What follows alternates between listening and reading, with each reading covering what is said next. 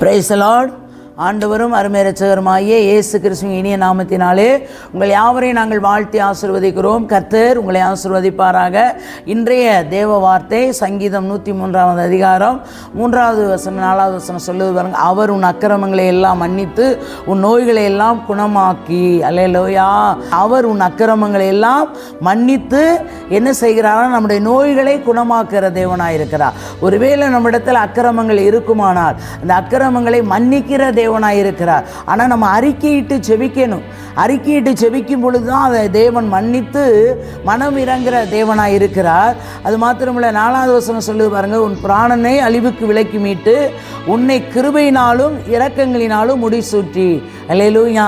பாருங்க, அக்கிரமங்களை மன்னிக்கிற தேவன் மட்டுமல்ல, நம்ம அறிக்கையிடும் பொழுது மன்னிக்கிற தேவனாக இருக்கிறார், மனதுருகிற தேவனாக இருக்கிறார். 4 சொல்லு பாருங்க. உன் பிராணனை அழிவுக்கு விலக்கி மீட்டு. அல்லேலூயா. நம்முடைய அழிவில் இருந்து நம்மளை விலக்கி மீட்கிற தேவனாக இருக்கிறார். அல்லேலூயா. எப்படி சொல்ற? உன்னை கிருபையினாலும் இரக்கங்களினாலும், அவருடைய இயேசுடைய கிருபையினாலும் இரக்கங்களினாலும் முடிசூட்டுகிற தேவனாய் இருக்கிறார். அல்லேலூயா. இப்போ அதில் 5 சொல்லுகிற பாருங்க. நன்மையினால் உன் வாயை திருப்தியாக்குகிறார், கழுகுக்கு சமமாய் உன் வயது திரும்பும் வாழ வயது போல் ஆக்குகிறார். அல்லேலூயா. அப்போ பலனற்று போயிருக்கிறீங்களா?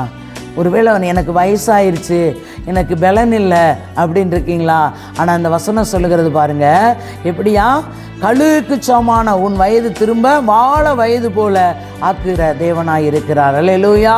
இப்போ நன்மையினால் உன் வாயை திருப்தியாக்குற தேவனாய் இருக்கிறார். உடைய திருப்தியாக்கி நடத்துகிற தேவனாய் இருக்கிறார். ஒரு நாளும் அவர் நம்மை திருப்தியாக்கி நடத்தி உயர்ந்த ஸ்தானத்திலே நம்மை வைக்கிற தேவனாய் இருக்கிறார். தகப்பனே மை துதிக்கிறோம், சோத்திரம். கர்த்தாவே சர்வ வல்லமையுள்ள தெய்வமே மை துதிக்கிறோம், சோத்திரையா. ஆண்டவரே, இந்த வார்த்தையை கேட்கிற பார்க்குற ஒவ்வொருவரையும் கர்த்தர் ஆசீர்வதித்து பெரிய காரியங்களை செய்யுங்க, வழி நடத்துங்க. இயேசுவின் நாமத்தில் வேண்டிக் கொள்கிறோம் நல்ல பிதாவே.